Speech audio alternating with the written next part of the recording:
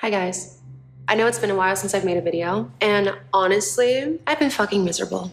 This is my brand new pH activated formula. It's going to have you guys literally fucking glowing.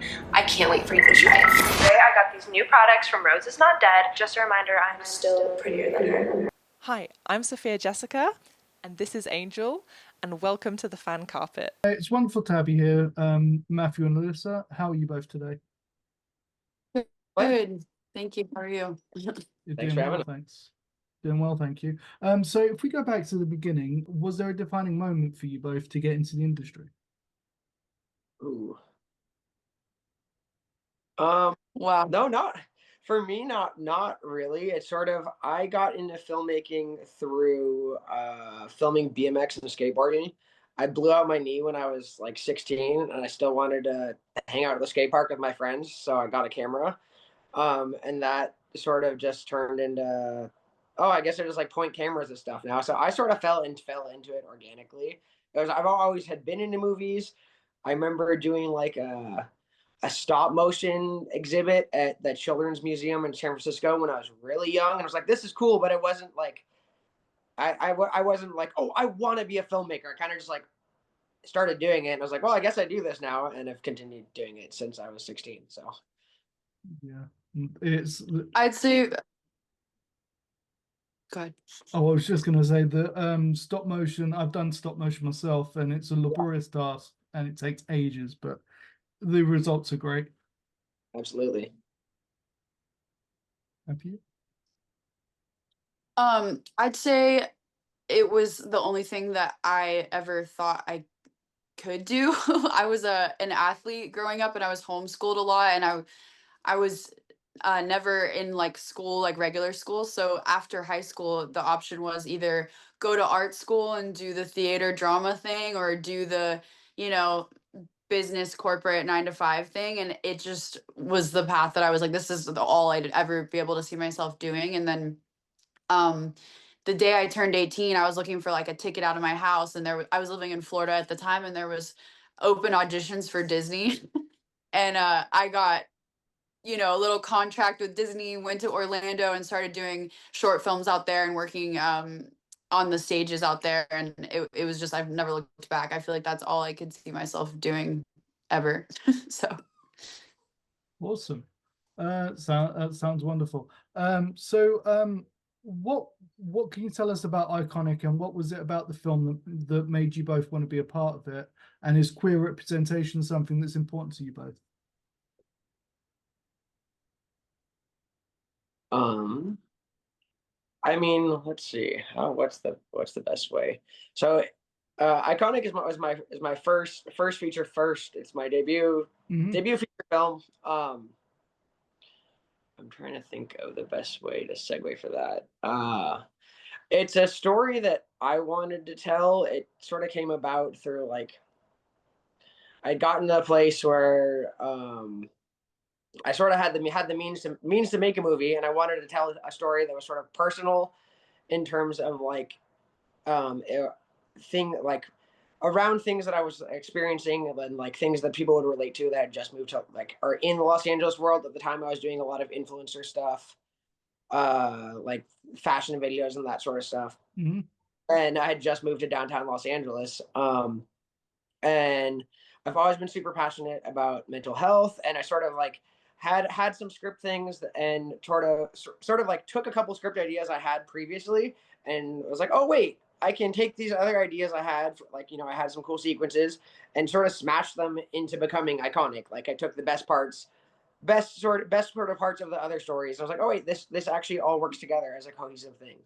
Um, and I was just um, I think for me it was a really cool first story to tell in terms of like this wouldn't be a movie that you could make at like a huge budget level. The way we made it is honestly probably the only way that you could make it. Like I wouldn't want to drag a bunch of money and uh, do this as like a third or fourth movie. So I thought it was super cool to do for our first project.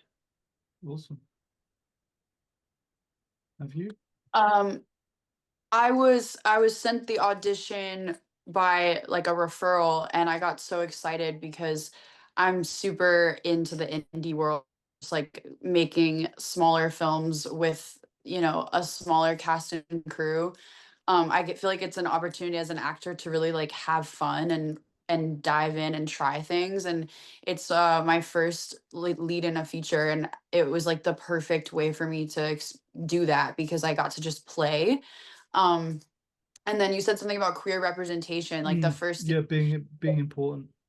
Yeah, for me, like something that I really want to do is take on, you know, be mindful and intentional with the roles I choose. I think some of the advice I got when I was earlier, you know, trying to make it in LA was very like, take everything, do everything. And for me, like, I'm a queer person myself. And I think like being able to choose stories that tell queer stories without it being a queer story is really cool to me. So like Lily's queer, Rose is queer, but it's not a gay movie, it's just a movie. And that's to me that's really exciting as a queer person. It's not about coming out, it's not about it's just gay people like doing gay things. And I for me that was really really exciting. So And I think that is one of my approaches to representation as well, in terms of like, okay, we've moved past the point as a culture where like I don't.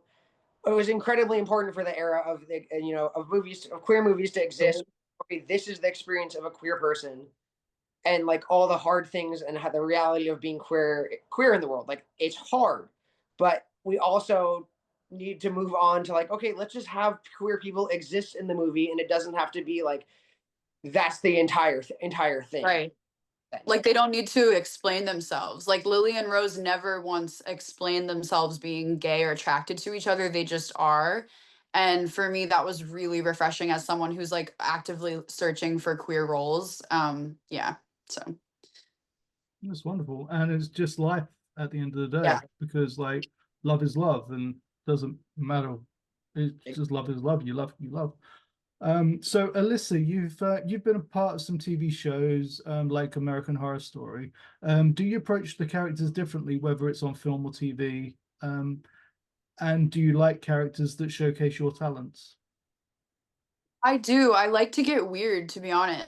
It's like it doesn't matter the project when I see that there's like an opportunity to incorporate movement or get really strange and just have fun and play. I feel like that's like the first thing that I'm drawn to. Sorry, my dog is talking in the background. Hopefully you don't hear him.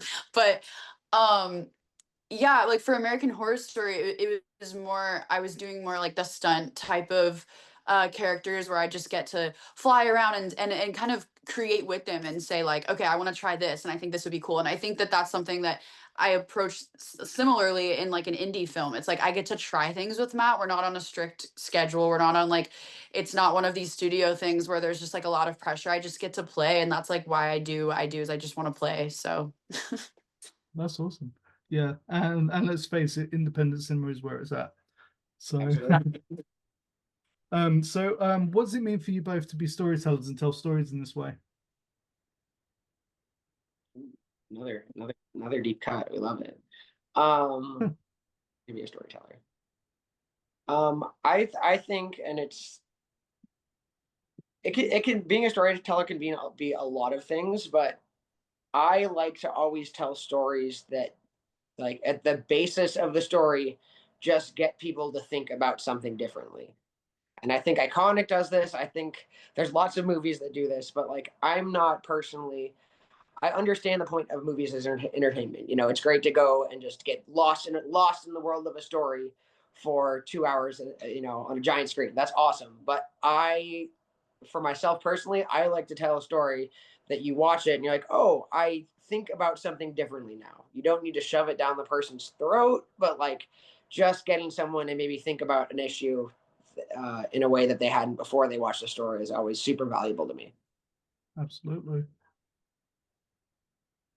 yeah, I guess same. I think like that feeling that we all get as, you know, movie fans where we leave the theater and we're like that magical feeling where you are like, I something in me shifted or something changed. It's like being able to be on the other end of that and create that for any even just one person is so magical to me in so many ways. And um yeah, I think storytelling essentially is like so selfless. It's just a way to contribute to the world and like make people think, like you said, differently about something. And it's a way to educate people without it being like super boring, you know? Like it's a way to invite someone into a world that they'd never get to be in, and like to, yeah, be a part of that is crazy. Absolutely. So do you have any memories from filming Iconic that you remember for the rest of your careers? There's probably a lot. Um, I mean, there's more than a couple for sure. I'm trying to think of like what's a super standout one. honestly, I have one, but I don't know if you'll like this, Matt. That's fine. Okay. We were doing, I love stunts, I love movement, I love that stuff is like it's my favorite. And we were doing the fight scene before the blender, and no, no, I did not get hurt at all, so I just want to preface that. But it was so funny because it was such a good take, and I'm so sad we didn't use this. I had like, that one. We did use that. That's the take we used? Yeah, that's the take we used. It's so good. It was so organic. I put my hand in the blender, and then she like pulls it out, and I like fly back, and Matt was super into it. You know, he's DP as well. And I hit my head so hard on the camera, but it was literally the most brilliant, like the way my head hit the camera and then the camera bounced back. I was like, this is cinema magic. And my head was totally fine. Everything was fine. We had like coordinators, and yeah. Our stunt team did great. Yeah, they did so good. It was honestly me, because I'm super I'm a dancer naturally, so I extend way more than I'm supposed to. So I moved back so much farther than was planned, but it looked really cool, and it was really funny. It wasn't the blender one. It was the pan hit. Or the pan one. Yeah, where I back up. Like her head goes back and it hits the camera, and we kept it in there because it literally is like her head hits the back of the camera. And I'm like, oh, I'm sorry, but her head is okay. Everyone was fine. It was a great time, great memory. Yeah. Awesome. That's wonderful. Yeah, and you get those things on independent productions. You don't necessarily get them when it's so regimented, you know. And it's got to be doubly special for you, being that it's your debut, Matt.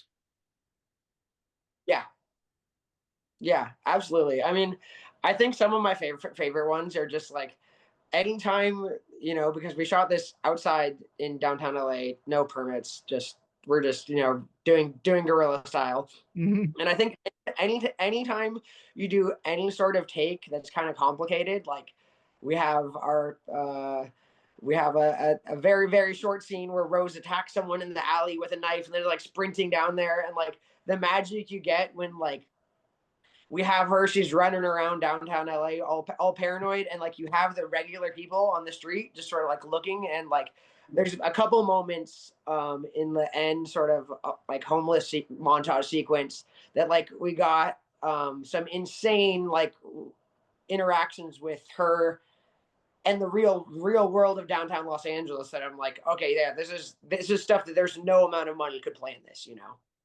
Yeah, I think what was so funny too is like downtown LA is so crazy. It's like a movie set in real life, and like you see this deranged woman running around, you know, we're filming her, and no one even blinks an eye. They're like, yeah, that's just downtown.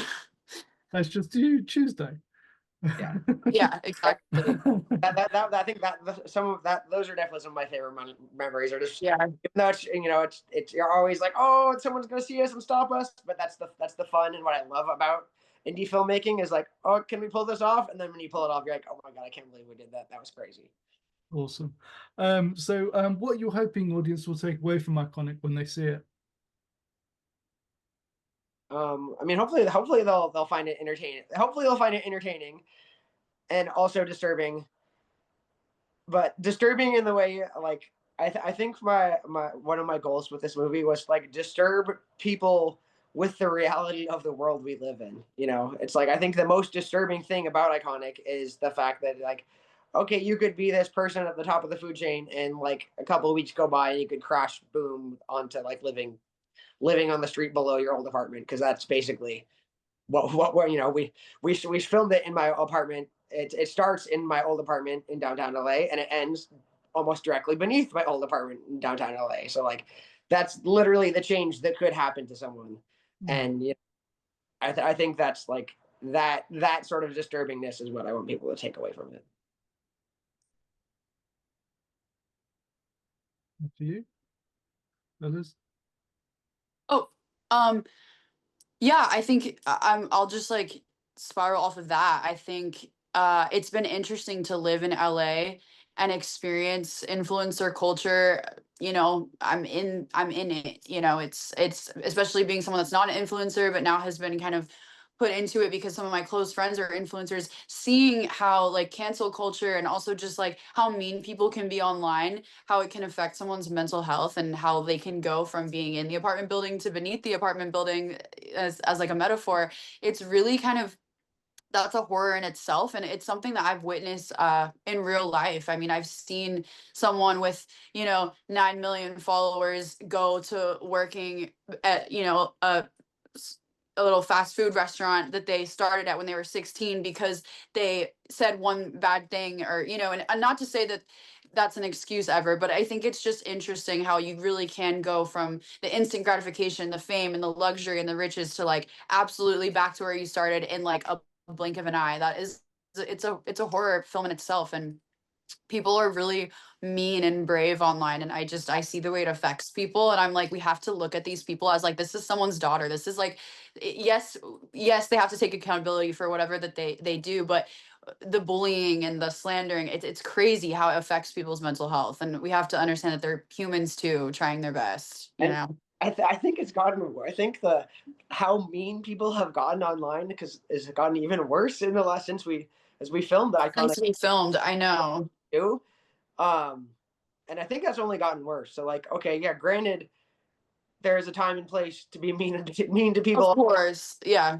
But like, also, guys, like, don't be so mean to people on the internet. It's like I saw a thread recently that was talking about like if people talked the way that in person, like the in the same way that people talk to each other on the internet, like be throwing hands left and right. Like the internet, the way people talk on the internet only exists in like this super super direct, like everything is either an attack or like an underhanded joke. Like there's never, it's just so negative, so negative and so like just in your face all the time.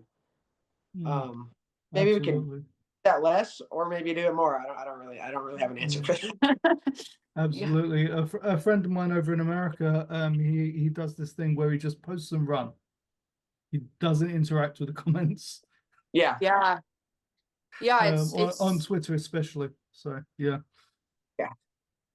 Scary what people are down to say on there.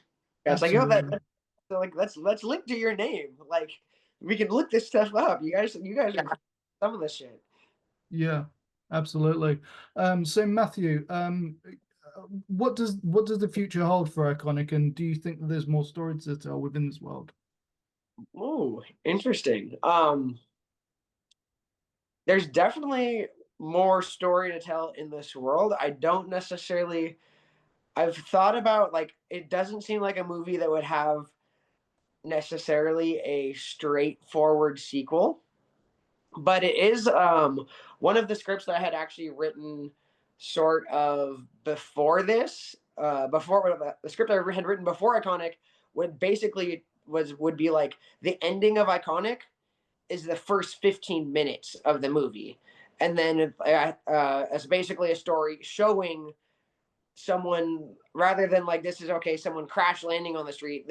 I have a story that's basically showing someone on the street and how hard it is for them to get off the street and all of the sort of barriers and not fun stuff that people have to go through with that. So that would be a story I'd definitely be interested in telling, and I think would also be an equally fun fit for a horror movie. Awesome. Sounds good. So who inspires you in the industry? Definitely a few people. I always have to go Aronofsky, which is pretty obvious in the style of editing of Iconic and also my other work. I really like David Lynch a lot. as well, just for, master of surrealism. And also Soderbergh, also Mark Duplass, anyone that's sort of carving their own lane in terms of like, yeah, they're doing some studio pictures, but then like they're also making all these things that exist outside of the system. I love that. Awesome. And for you, Alyssa? Yeah, I think same for me with the David Lynch. And I'm a big fan of Gaspar Noé. Oh yeah. I like anyone that's down to just, like I said earlier, get weird. I think that I love a film also that it's like a puzzle and I have to walk away and I'm like, what the fuck did I just watch? And like, what, I love that. I love trying to figure out, oh, I have no idea and let me watch it again. And I think I really love when people incorporate psychedelic elements into films and really take you on a trip. And I think Matt does that really well in this, and it's very similar to filmmakers that I am really inspired by as well. I love the visual craziness. And as for actors, I'm a big fan of Mia Goth. I love any actress that incorporates movement and loves to scream and get weird. I really loved Lily Rose Depp and Nosferatu. Like just these kind of characters as like something I want to take those type of characters on in the future. Awesome. While I can speak to you both for hours, there's just finally, where can we find you online to keep up with everything you're doing? Absolutely. You can find me online on Instagram. It's just my name. It's by Matthew Freiheit. You can buy link to my portfolio. All that stuff is on there. And then more importantly, you can find Iconic, and everything related to Iconic is online at Iconic the Movie or iconicthemovie.com. We'll have all the links to everywhere it'll be streaming, DVDs, merch, all the fun stuff. Yeah, from today. Awesome. Oh. And for you, Alyssa? You can find me on Instagram at Alyssa, or I'm sorry, at not Alyssa Anthony. Yeah, it's not her. She's an imposter. Not me. This is someone else. Yeah. Hey, awesome. Well, I look forward to seeing what you do next, and it's been an absolute pleasure to speak to you both today. Absolutely. Thank you so much. All right. Thanks very much. Take care. Thank you for watching The Fan Carpet. Please follow us on Facebook, X, and Instagram for more content. Bye for now.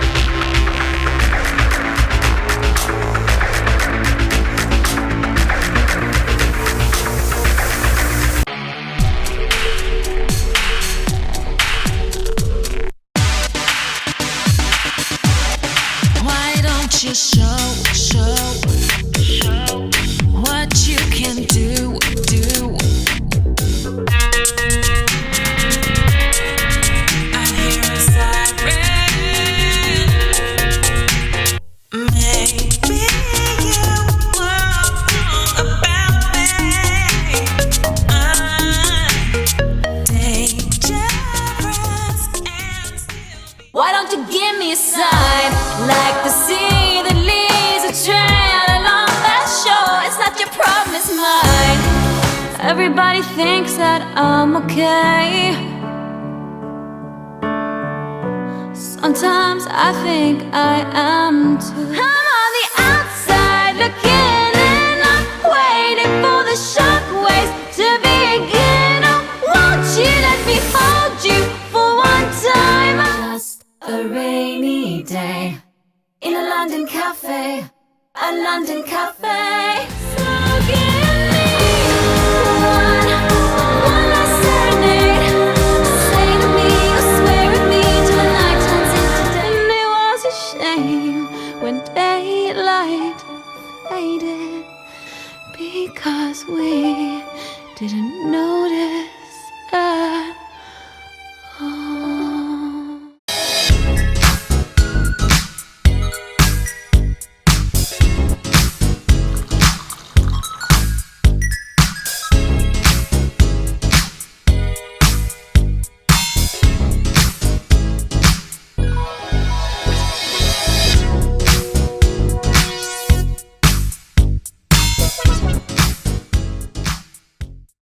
thank you for watching The Fan Carpet. If you like this video, be sure to click that thumbs up button at the bottom of your screen. And also be sure to subscribe to the Fan Carpet YouTube channels. They're absolutely free and so much fun too. Be sure to check out the official website, thefancarpet.com. Also, you can follow us on Facebook, Twitter, and Instagram to stay up to date with reviews, competitions, the latest news, and so much more.